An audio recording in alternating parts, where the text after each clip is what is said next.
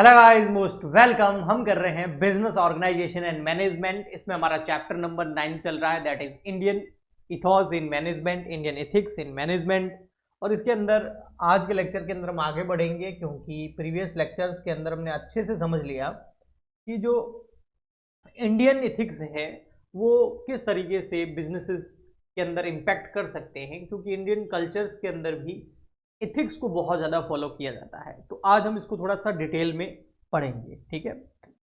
So Indian culture and ethics, तो ये जो एथिक्स है ना, ये इंडियन कल्चर के अंदर है, ओके।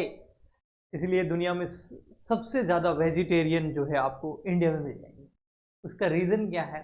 इंडियन कल्चर के अंदर एथिक्स है। वो बोलता है यार, किसी और जीव की क्यों हत्या करना, अगर दूसरे ऑप्शंस अवेलेबल है तो वहां क्यों जाना। एक दयालुता है ना, ऑबिडियंस एक अंदर से है, इंडियन कल्चर के अंदर है, भर भर के भरी हुई है। तो कैसे है वो, क्यों है? क्योंकि इंडियन कल्चर जो है ना, उसकी जो रूट्स है वो क्या है? धर्मा, धर्म को फॉलो करो, कर्मा, कर्म को फॉलो करो, ट्रूथफुलनेस, नॉन वायलेंस। मैंने बोला ना, वेजिटेरियन सबसे ज्यादा कहाँ है इंडिया में? Non violence, cooperation, self discipline, respected for elders, पैर छूते हैं, रिस्पेक्ट करना बड़ों की, स्पिरिचुअलिटी भी है। तो ये सब रूट्स हैं जिस वजह से इंडियन कल्चर के अंदर आपको एथिक्स मिल जाएगा, ओके जी। हाँ, ethics values from Indian text की हम बात करें तो कहाँ कहाँ से वैल्यूज हमें मिलती है, तो हम सबसे फर्स्ट भगवत गीता की बात कर रहे हैं। Ethical values from Indian text, फिर उपनिषद की बात करेंगे, महाभारत की बात करेंगे, ओके। तो भगवत गीता से हमें क्या एथिक्स मिलते हैं? सबसे पहले निष्काम कर्म करो, कर्म करते जाओ, फल की इच्छा मत करो। यानी कि गोल को छोड़ दो, जो है वो अपने आप अचीव होगा, ज्यादा ही अचीव हो जाएगा। आप बस डेडिकेशन से पूरा कंसंट्रेशन, पूरा जो है ध्यान जो है वो काम पे लगाओ। Work without selfish motive, selfish motive को छोड़ो, काम करो, ओके जी। नेक्स्ट, इक्विनिमिटी, यानी कि balance in success and failure के बीच में जो बैलेंस है वो कैसे मेंटेन करना। Self management, control over anger, ego, greed, उसके ऊपर भगवत गीता बहुत बढ़िया टेक्स्ट है। Leadership through wisdom, leading by examples, okay जी। तो ये हमें भगवत गीता से देखने को मिलता है, ठीक है। ये सारे एथिक्स, हर टेक्स्ट से कुछ ना कुछ एथिक्स देखने को मिलते हैं। उपनिषद से हमको क्या मिलते हैं? उपनिषद से हमको मिलता है सेल्फ कंट्रोल। क्या मिलता है? सेल्फ कंट्रोल, जो कि बहुत बढ़िया, बहुत जरूरी चीज है। सेल्फ कंट्रोल, ह्यूमिलिटी, हर अपने आप को दूसरों से ऊपर ना दिखाना, ओके। नेक्स्ट है नॉलेज सीकिंग, ये सब हमको उपनिषद से मिलते हैं, ये एथिकल वैल्यूज मिलती है। रामायण से क्या मिलता है? Obedience, yes, loyalty, honesty, commitment to duty, है ना, आज्ञा पालन हो गया, लॉयल रहना, हॉनेस्ट, ईमानदार रहना, कमिटमेंट टू ड्यूटीज, जो ड्यूटीज है उसको पूरा करना हर हाल में, प्राण जाए पर वचन न जाए, ओके, धर्मा।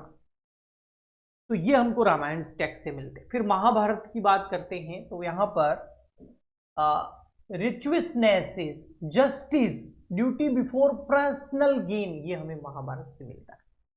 बुद्धिज्म से बात करें, हर इंडियन टेक्स्ट के अंदर आपको एक चीज कॉमन मिलेगी कि इथिकल वैल्यू सब पकड़ के बैठते हैं। कंपैशन, है ना, माइंडफुलनेस, राइट लिवलीहुड, ये सब कुछ हमें कहां मिलता है?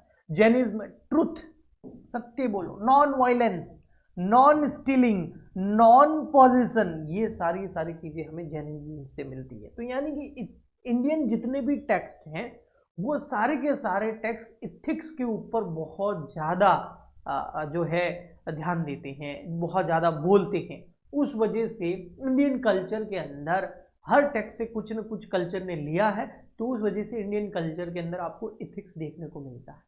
और अगर इंडियन कल्चर के अंदर इथिक्स है तो इंडियन बिजनेसेस के अंदर भी आपको इथिक्स देखने को मिल जाता है। हाँ, वो बात अलग है कि हम वेस्ट से काफ़ी कुछ ले रहे हैं, बट फिर भी, और काफ़ी टाइम तक हमारे यहाँ इंडिया के अंदर बहुत सारे दूसरे जो मुगल्स थे या जो ब्रिटिशर्स थे उनका रूल रहा, तो उनका इम्पैक्ट भी आपको देखने को मिलता है। ओके जी, ठीक। इसके अलावा हर चीज, हर एक कल्चर के अंदर कुछ प्लस माइनस तो होते भी हैं, लेकिन फिर भी इंडियन इथोस जो है, इथिक्स जो है, वो आपको यहाँ इंडियन कल्चर में मिलेगा ही मिलेगा, इसको आप नकार नहीं सकते। Indian ethos in management, management के अंदर इंडियन जो इथोस है, इथिक्स है, वो कैसे हम यूज कर सकते हैं और उसे उससे हमको क्या उसका हमें जो है बेनिफिट हम उठा सकते हैं। यानी Indian ethos management mean applying Indian values, culture and philosophy to modern management practices. और अगर ये हो जाए ना, तो बहुत सारे करप्शंस, बहुत सारे फ्रॉड्स, बहुत सारे स्कैम्स रुक जाएंगे। ओके जी, नेक्स्ट कोर प्रिंसिपल हमको क्या बोलते हैं? Work is worship, work he worship है। ओके, नेक्स्ट निष्काम कर्मा जो हमको गीता से मिलता है, focus on duty not reward. परोपकार, वेलफेयर टू अदर, मतलब कुछ ऐसा बनाओ, ऐसा मैन्युफैक्चरिंग करो, ऐसी इनोवेशन करो जिससे सबका भला हो, पूरी दुनिया का भला हो। ओके जी, वसुधैव कुटुंबकम, यस। सर्वोदय, यूनिवर्सल अपफिलमेंट, यानी कि growth must be benefit all not a few, सब थोड़े लोगों के बेनिफिट के लिए नहीं, सबके परोपकार के लिए काम करो, है ना। पुरुषार्थ करो, पुरुषार्थ का कॉन्सेप्ट इंडियन कल्चर में आपको, इंडियन टेक्स्ट में मिलता है। धर्म यानी कि इथिक्स को फॉलो करो, अर्थ यानी कि वेल्थ, कामा यानी कि डिजायर, मोक्षा यानी कि सेल्फ रियलाइजेशन। ये पुरुषार्थ बताए गए हैं 4, जो कि एक लाइफ के लिए बहुत ज्यादा जरूरी है। इथिक्स को फॉलो करते हुए धन कमा सकते हो, फिर इथिक्स को फॉलो करते हुए आप काम भी कर सकते हो, डिजायर्स भी पूरे कर सकते हो, और एंड में तो भैया सेल्फ रियलाइजेशन यानी कि मोक्षा है। ट्रस्टशिप यानी कि जैसे गांधीयन फिलोसॉफी बोलते हैं इसको, business owner act as a trustee. जैसे टाटा जो है ना, आपको पता होगा दुनिया के जितने भी अमीर लोग हैं उनमें अपने बहुत सारे इंडियंस के नाम भी आते हैं, मुकेश अंबानी का नाम आ गया, बहुत सारे लोगों के नाम आते हैं, रतन टाटा का कभी नहीं आता। रीजन क्या है? अगर वो पूरी की पूरी वेल्थ अपने पास रखते ना, अपने पास पूरा कंट्रोल होता ना, तो वो नंबर 1 हो जाते। लेकिन उन्होंने पूरा का पूरा डोनेट कर दिया, पूरा का पूरा ट्रस्ट को दे दिया है, और उस ट्रस्ट के कुछ मेंबर्स बना लिए गए हैं। उन मेंबर्स का काम है पर्सनल गेन नहीं, सोसाइटी के लिए, देश के लिए, कंट्री के लिए काम करना है। ऐसे प्रोडक्ट, ऐसे सर्विसेज बनानी है जो देश को आगे बढ़ाए, समाज को आगे बढ़ाए। ओके, यूनिटी इन डाइवर्सिटी, हाँ ये भी हमारे इंडियन कल्चर के अंदर है। इंडियन कल्चर में आपको दिख जाएगा, है ना, हर जगह, हर थोड़ा सा आगे जाते कल्चर वगैरह थोड़ा बहुत चेंज है, काफ़ी चीज़ें चेंजेस हैं, डाइवर्सिटी बहुत ज़्यादा है, बट फिर भी उस डाइवर्सिटी के बाद भी हम यूनाइट है। ये इंडियन कल्चर हमें सिखाता है कि डाइवर्सिटी से कोई ज़्यादा फर्क हमें नहीं पड़ता, हम एक है। योग कर्मासु कौशलम, यानी कि अगर आप योग करोगे, काम करोगे, तो उससे आपके पास कौशल आएगा। कौशल का मतलब एक्सीलेंस आएगा, स्किल आएगी आपके पास, एक्सीलेंस इन वर्क। ओके, ठीक है। नेक्स्ट है corporate spiritual responsibility beyond CSR. वैसे तो कॉर्पोरेट सोशल रेस्पॉन्सिबिलिटी की हम बात करते हैं, लेकिन उससे भी हम बियॉन्ड चले जाएं इंडियन टेक्स्ट के अंदर, तो वो बात करता है भैया corporate spiritual responsibility. Inner growth होना चाहिए, माइंडफुलनेस, कंपल्सन, ये सब चीजें होनी चाहिए। ओके जी, यहाँ पर कुछ एग्जाम्पल टाटा ग्रुप का है, इन्फोसिस का है, अमूल का है, विप्रो का है, इनमें आपको इंडियन एथिक्स भर भर के देखने को मिलेंगे।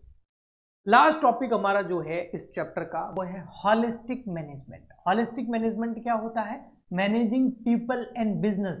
देखो, लोगों को और बिजनेस को, दोनों को ही मैनेज करना है, इंटरग्रेटिंग, यानी कि बॉडी, माइंड, इंटेलेक्चुअल, स्पिरिट, सबको।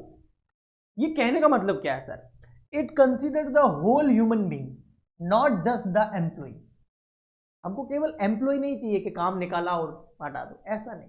हॉलिस्टिक मैनेजमेंट बोलता है, क्या बोलता है भाई? होल ह्यूमन बीइंग जो है वो कंसिडर किया जाना चाहिए, उसका बॉडी, उसका माइंड, उसका इंटेलेक्ट, उसकी स्पिरिट, ये सब कुछ के ऊपर काम किया जाना चाहिए।